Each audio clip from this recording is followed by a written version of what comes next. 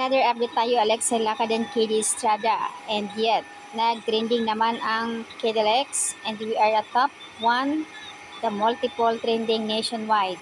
So proud of you, Beth, Elon, and the PPP cast. So much good feedback and compliments from the casual viewers. Congratulations, Alexa and KD, hashtag PPP, and Beth Elon Noisky, PPP, gantihan, pera-perasong paraiso, OMG. Dito sa scene na ito, grabe, tago sa puso talaga. Loiza Andalio and Alexa Ilacad. Ang galing ni Alexa maka-acting, grabe. Nang sabihin niya na ikaw si Amy. Nagpapaluha naman kayo at Alexa Ilacad, Loiza Andalio, sa scene na ito. Sobrang pinaiyak nyo kami. Tago sa puso yung pagtagpo nyong dalawa.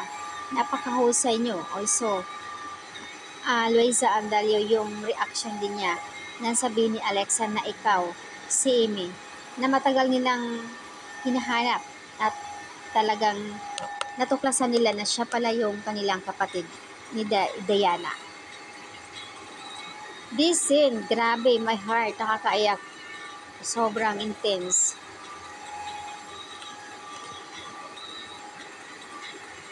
Our Beth and Elon Alexa Ilacad and one top trending nationwide. Congratulations.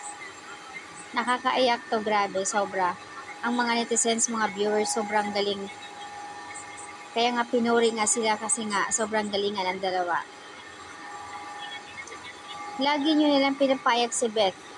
Ewan ko ba, anong mga role dito ni Beth, lagi siyang napaiyak.